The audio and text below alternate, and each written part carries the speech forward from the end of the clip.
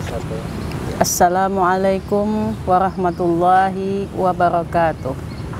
A'udzu billahi minasyaitonir rajim. Bismillahirrahmanirrahim. Hamdan wa syukran lillah. Asyhadu an la ilaha illallah wahdahu la syarikalah. Wa asyhadu anna sayyidana wa nabiyyana Muhammadan abduhu wa rasuluh la nabiyya ba'dah. Qalu subhanaka la ilma lana illa ma 'allamtana innaka antal alimul hakim wa tub 'alaina innaka antat tawwabur rahim. La haula wala quwwata illa billahil aliyil azim. Amma ba'd. Pemirsa TV Tabalong yang senantiasa dirahmati Allah Subhanahu wa taala. Sama-sama kita memanjatkan puji dan syukur kita kehadirat Allah Subhanahu wa ta'ala, yang mana dengan segala rahmat, nikmat, pemberian dan anugerah dari Allah Subhanahu wa ta'ala, kembali pada kesempatan ini di program tayangan Pelita Hati TV Tabalong yang sama-sama kita banggakan. Salawat serta salam hendaknya senantiasa tercurah kepada semulia-mulia makhluk yang pernah ada di muka bumi ini, yaitu baginda Rasulullah Sallallahu Alaihi Wasallam beserta seluruh keluarga beliau, sahabat-sahabat maupun pengikut-pengikut beliau ila yaumil qiyamah. Mudah-mudahan dengan program tayangan ini kita semua memohon kepada Allah Subhanahu wa ta'ala segala dosa-dosa kita, dosa kedua orang tua kita, dosa seluruh kaum muslimin dan muslimat, semuanya diampuni oleh Allah Subhanahu wa ta'ala.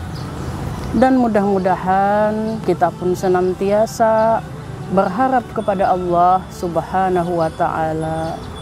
Kita diberikan petunjuk, senantiasa diberikan kekuatan, senantiasa diberikan pertolongan oleh Allah Subhanahu wa ta'ala, agar kita senantiasa menjaga keimanan dan ketakwaan kita, menguatkan akidah kita, kemudian juga senantiasa meningkatkan ilmu dan wawasan kita untuk mencapai kebahagiaan dunia dan akhirat. Pemirsa TV Tabalong yang senantiasa dirahmati oleh Allah Subhanahu wa ta'ala, sebagaimana telah kita ketahui bersama, kemuliaan kedudukan yang diberikan oleh Allah kepada perempuan tentunya tidak terlepas dari peran serta baginda Rasulullah Sallallahu Alaihi Wasallam. Kita patut berterima kasih tentunya dengan hal ini. Kemudian sebagai perempuan di zaman sekarang, sebagaimana apa yang sudah dikatakan oleh baginda Rasulullah Sallallahu Alaihi Wasallam di dalam sabda beliau, akan ada suatu masa atau suatu zaman di mana perempuan dalam keadaan berpakaian tapi kelihatan seperti telanjang. Pemirsa TV Tabalong yang dirahmati oleh Allah Subhanahu wa ta'ala, sungguh ironis ketika kita memandang hadis Rasulullah Sallallahu Alaihi Wasallam tersebut. Namun tentunya sebagai wanita yang diharapkan oleh Islam, kita pun tentunya berharap kepada Allah Subhanahu wa Ta'ala bahwasanya mudah-mudahan kita dijadikan, dikelompokkan atau digolongkan menjadi wanita-wanita penghuni surga atau wanita-wanita yang bisa dijemput oleh wanita yang sudah dijaminkan oleh Allah Subhanahu wa Ta'ala surga kepadanya. Pada kesempatan ini, izinkan kami menyampaikan sebuah rujukan sebagai literasi kita, kaum perempuan, tentang siapa saja wanita-wanita yang diridhoi oleh Allah Subhanahu wa Ta'ala. Ketika Allah memberikan ridho kepadanya, tentu saja surga pun akan Allah berikan kepada mereka yang diridhoi tersebut. Pemirsa TV Tabalong yang dirahmati oleh Allah Subhanahu wa Ta'ala.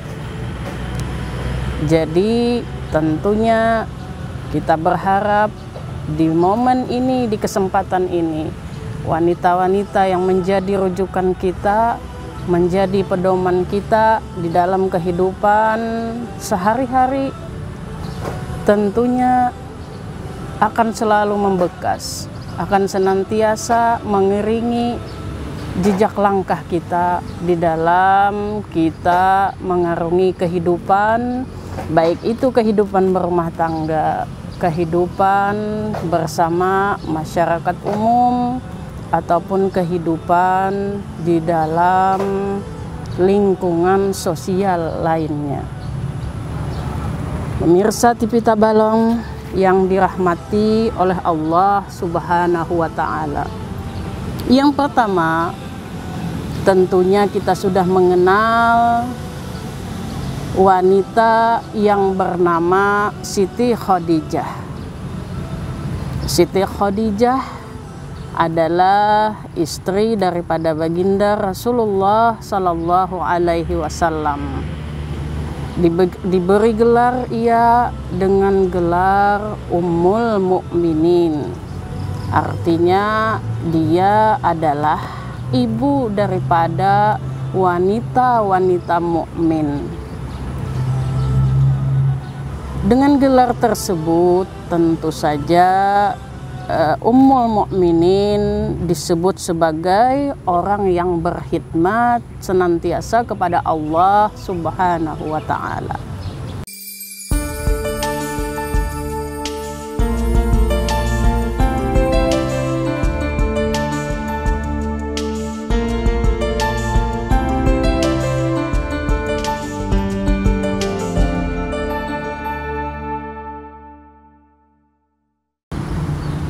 Pemirsa TV Tabalong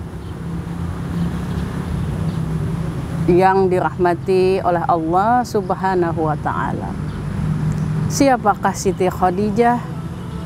Siti Khadijah binti Khuwailid bin As'ad bin Abdul Uzza bin Qusay bin Qillab. Dilahirkan pada tahun 68 sebelum hijrah atau 571 Masehi. Tak penting rasanya kita mengenal masa lalu Khadijah. Tak penting siapa suami terdahulu Khadijah. Yang jelas ketika menikah dengan Rasulullah Sallallahu Alaihi Wasallam, Khadijah dalam keadaan sudah pernah menikah 2 kali. Menikah dengan Rasulullah Sallallahu Alaihi Wasallam pada tahun 595 Masehi. Ketika itu Khadijah berusia 40 tahun, sementara Rasulullah Sallallahu Alaihi Wasallam berusia 25 tahun. Dan pada saat itu mahar yang diberikan oleh Rasulullah kepada Siti Khadijah adalah 20 ekor unta. Pemirsa yang dirahmati oleh Allah Subhanahu wa Ta'ala, berbicara masalah Siti Khadijah Ummul Mukminin, tentunya tidak terlepas dari kemuliaan yang diberikan oleh Siti Khadijah kepada suaminya Rasulullah Sallallahu Alaihi Wasallam. Ada 4 poin penting sebenarnya yang dapat kita jadikan suatu rujukan atau suatu tuntunan kepada kita kaum wanita, sebagaimana yang diajarkan oleh Siti Khadijah kepada suaminya baginda Rasulullah Sallallahu Alaihi Wasallam. Yang pertama, bahwasanya Siti Khadijah senantiasa memberikan keleluasaan dan kesempatan untuk memasuki kehidupan berpikir, untuk mencari hakikat yang benar dan mutlak. Khadijah senantiasa memberikan dorongan, semangat kepada suaminya tanpa membebani dengan persoalan rumah tangga. Itulah hebatnya Khadijah, seorang istri yang senantiasa memberikan kesempatan, senantiasa memberikan dorongan kepada suami untuk berpikir, untuk membuka wawasan, untuk mencari hakikat kebenaran yang mutlak. Kemudian yang kedua, Siti Khadijah senantiasa meyakinkan suaminya ketika sang suami dalam keraguan dan kebimbangan menghadapi kejadian-kejadian yang dialami di dalam mimpinya. Khadijah datang sebagai istri yang senantiasa memberikan keyakinan, senantiasa meyakinkan kepada suami tentang hal-hal atau kejadian yang menimpanya, yang dialaminya, agar supaya suaminya tidak ada keraguan atau tidak merasa bimbang terhadap apa yang dialaminya itu. Kemudian yang ketiga, pemirsa TV Tabalong yang dirahmati oleh Allah Subhanahu wa Ta'ala, ketika dalam kegelisahan dan kebingungan setelah menerima wahyu yang pertama, Siti Khadijah kembali datang menghibur dan meyakinkan hati suaminya bahwa ia akan menjadi nabi dan akan mengangkat derajat kaumnya. Sungguh ketika kegelisahan, ketika kebimbangan, ketika kebingungan menerpa hati baginda Rasulullah Sallallahu Alaihi Wasallam, dengan datangnya wahyu yang pertama, tentunya Nabi Sallallahu Alaihi Wasallam tiada lain diberi kekuatan dengan Siti Khadijah. Siti Khadijah senantiasa menguatkan dan menyatakan kepada baginda Rasulullah bahwa suatu saat dia adalah akan menjadi nabi dan akan senantiasa mengangkat daripada derajat kaumnya waktu itu. Kemudian yang keempat, ketika suaminya menerima wahyu yang kedua, yang mana ketika itu Rasulullah Sallallahu Alaihi Wasallam disuruh untuk memulai bekerja dan berjuang menyiarkan agama Allah Subhanahu wa Ta'ala. Siti Khadijah orang yang pertama bahwa yang percaya. Siti Khadijah orang yang pertama kali mempercayai bahwa suaminya adalah Rasul pembawa risalah Allah Subhanahu wa Ta'ala. Pemirsa TV Tabalong yang dirahmati oleh Allah Subhanahu wa Ta'ala. Bahkan Rasulullah Sallallahu Alaihi Wasallam pernah berkata, Khadijah beriman kepadaku, kata baginda Rasulullah, ketika orang-orang mengingkariku. Dia membenarkanku ketika orang mendustakanku. Dan dia memberikan hartanya kepadaku ketika orang-orang tidak memberikan apa-apa kepadaku. Dan Khadijah adalah orang yang membuat Nabi memiliki putra dan putri. Artinya apa? Allah mengaruniai baginda Rasulullah anak daripada Siti Khadijah.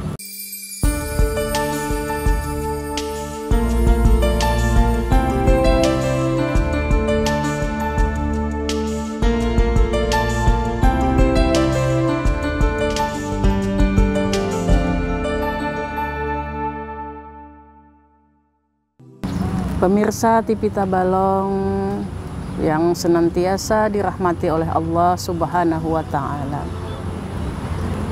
Kemuliaan Siti Khadijah di mata hati baginda Rasulullah Sallallahu Alaihi Wasallam digambarkan oleh Siti Aisyah sebagaimana dikatakan oleh beliau, saya tidak pernah cemburu terhadap salah seorang daripada istri Rasulullah Sallallahu Alaihi Wasallam sebagaimana cemburuku terhadap Siti Khadijah.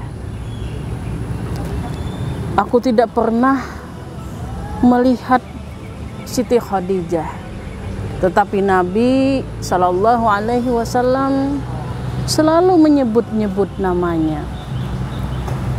Terkadang beliau menyembelih kambing, kemudian memotong dagingnya dan memberikannya kepada teman-teman Khadijah.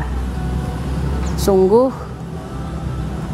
kedudukan Siti Khadijah luar biasa, karena dengan segala pengorbanan yang diberikan Siti Khadijah kepada baginda Rasulullah Sallallahu Alaihi Wasallam, yang tidak hanya dengan materi ataupun dengan segala support yang diberikan kepada baginda Rasulullah Sallallahu Alaihi Wasallam. Pemirsa yang dirahmati oleh Allah Subhanahu wa Ta'ala. Kemudian yang kedua, perempuan yang diridhoi oleh Allah Subhanahu wa Ta'ala, dijaminkan kepadanya surganya Allah Subhanahu wa Ta'ala. Bahkan dijadikan sebagai penghulu ataupun pemuka dari wanita-wanita yang masuk surga Allah Subhanahu wa Ta'ala. Siapa dia? Dialah Fatimah Az-Zahra binti Rasulullah Sallallahu Alaihi Wasallam. Diberi gelar dengan gelar Az-Zahra, tiada lain adalah wanita yang suci, wanita yang semasa hidupnya tidak diberikan oleh Allah kedatangan haid. Artinya apa? Kesuciannya betul-betul dijagakan oleh Allah Subhanahu wa Ta'ala. Dilahirkan Siti Fatimah ini atau Fatimah Az-Zahra pada 5 tahun sebelum kenabian. Kemudian ketika berumur 5 tahun beliau sudah ditinggalkan oleh ibunda yang bernama Siti Khadijah.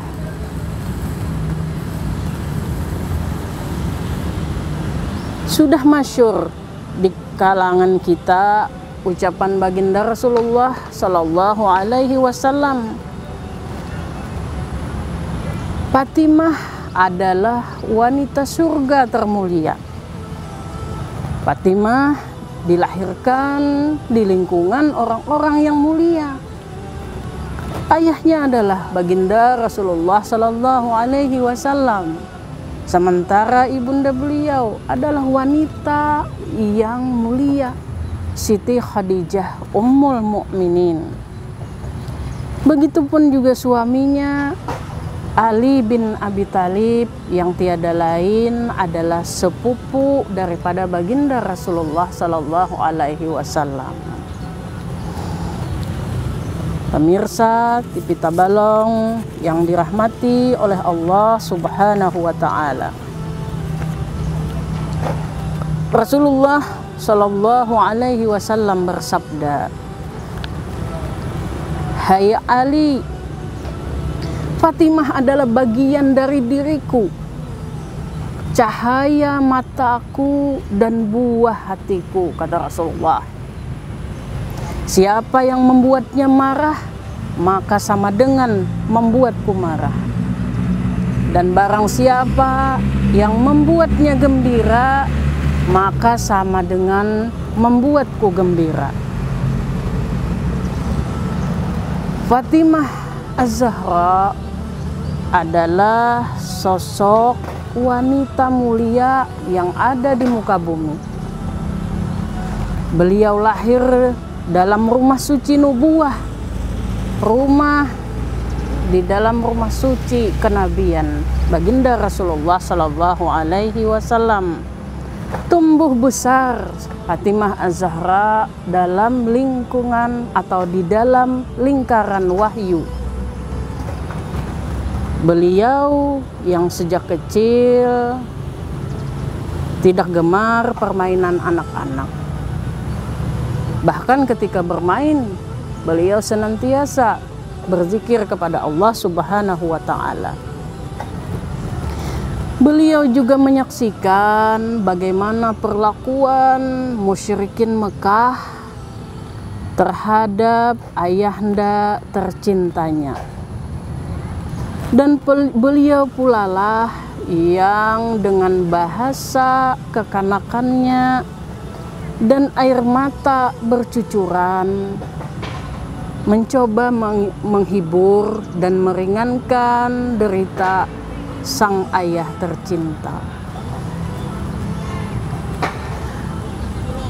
Fatimah Az-Zahra telah sampai pada tingkat ubudiyah yang tinggi, di mana manusia yang paling abid selain dirinya hanyalah Rasulullah Sallallahu Alaihi Wasallam. Ketika malam tiba, beliau senantiasa sibuk dan asyik memuja Allah Subhanahu wa Ta'ala di mihrabnya hingga fajar menjelang. Imam Ali karamallahu wajhah sendiri, sang suami, ketika ditanya Rasulullah Sallallahu Alaihi Wasallam tentang Az-Zahra, menggambarkan sebagai penolong yang baik dalam ketaatan kepada Allah Subhanahu wa Ta'ala. Kemudian Imam Ali karamallahu wajhah berkata, ketika itu kami sedang bersama Rasulullah Sallallahu Alaihi Wasallam. Lalu Rasulullah bertanya kepada kami, apakah yang paling baik bagi wanita? Kami tidak ada yang menjawab. Kemudian tiba-tiba Fatimah menjawab, yang terbaik bagi wanita, kata Fatimah Az-Zahra, adalah ketika wanita tidak melihat orang lain yang bukan mahramnya, tidak memandang orang lain yang bukan mahramnya, dan juga tidak dilihat oleh orang yang bukan mahramnya. Kesucian dan aurat Fatimah Az-Zahra dijagakan oleh Allah Subhanahu wa Ta'ala dari dunia sampai ke akhirat. Kemudian yang ketiga, wanita yang diberikan oleh Allah keridhaan dimasukkan ke dalam surganya Allah Subhanahu wa Ta'ala. Dia adalah Asiyah binti Khuzaimah. Dia adalah istri Fir'aun yang memiliki kesabaran tingkat tinggi ketika menghadapi suami yang luar biasa jahatnya. Diberikan sopan santun juga kemuliaan oleh Allah Subhanahu wa Ta'ala. Dan bahkan Siti Asiyah diberikan kemuliaan paras yang cantik oleh Allah Subhanahu wa Ta'ala, sehingga Fir'aun senantiasa mengikuti apa yang dikehendaki oleh Asiyah, termasuk ketika Asiyah meminta kepada Fir'aun memelihara Nabi Musa alaihi salam. Dengan keadaan suami yang mengaku Tuhan dan bahkan meminta disembah, Asiyah tetap teguh dengan keimanannya kepada Allah Subhanahu wa Ta'ala. Bahkan di dalam Al-Quran digambarkan oleh Allah sebagaimana doa Asiyah istri Fir'aun ini. Ya Tuhanku, bangunkanlah untukku sebuah rumah di sisimu di dalam surga, dan selamatkan aku dari orang yang zalim, yaitu Fir'aun, suaminya sendiri. Kemudian yang keempat adalah Maryam binti Imran. Sebagaimana di dalam Al-Quran, kemuliaan itu dijelaskan oleh Allah. Innallaha astafa Adam wa Nuhan wa ala Ibrahim wa ala Imran alal alamin. Allah memberikan kemuliaan kepada Adam, kepada Nuh, dan juga kepada keluarga Ibrahim serta keluarga Ali Imran. Maryam adalah putra daripada Imran dan dilahirkan dari seorang ibu yang bernama Hannah binti Fakuda, yang merupakan adik dari istri Nabi Zakaria alaihissalam. Dan jelas Maryam berarti adalah keponakan daripada Nabi Zakaria alaihissalam. Maryam adalah orang yang diberikan oleh Allah Subhanahu wa Ta'ala kepada orang tuanya. Ketika itu orang tuanya bernazar kepada Allah Subhanahu wa Ta'ala, seandainya diberikan oleh Allah anugerah berupa putra ataupun putri, maka akan diserahkan kepada Allah Subhanahu wa Ta'ala. Dan nazar itu dikabulkan oleh Allah, diberikan oleh Allah seorang putri yang diberi nama Maryam. Setelah itu Maryam tumbuh dan dibesarkan di dalam lingkungan Baitul Maqdis yang ada di Palestina, sampai ia tumbuh dewasa, dan semua yang dia kerjakan semuanya hanyalah untuk ibadah kepada Allah Subhanahu wa Ta'ala. Di tengah pengabdiannya kepada Allah Subhanahu wa Ta'ala, diberikan oleh Allah, ditiupkan oleh Allah ruh ke dalam rahim Maryam, dan akhirnya lahirlah Nabi Isa alaihi salam. Kemuliaan dan pengabdian yang agung yang diberikan Siti Maryam kepada Allah Subhanahu wa Ta'ala tentunya berbuah manis.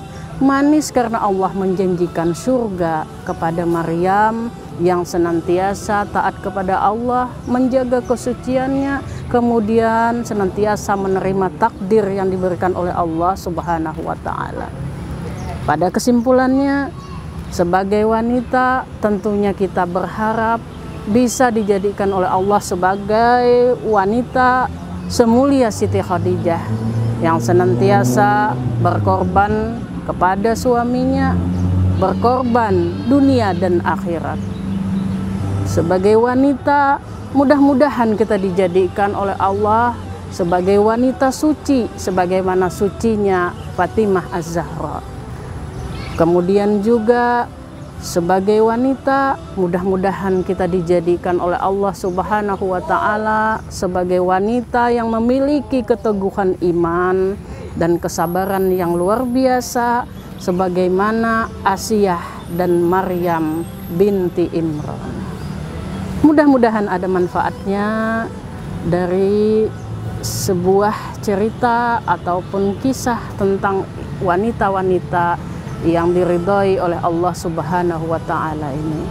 Tentunya bisa bermanfaat bagi kita di dalam kehidupan sehari-hari. Hadanallahu wa iyyakum ajma'in. Billahi taufiq wal hidayah. Tsumma assalamualaikum warahmatullahi wabarakatuh.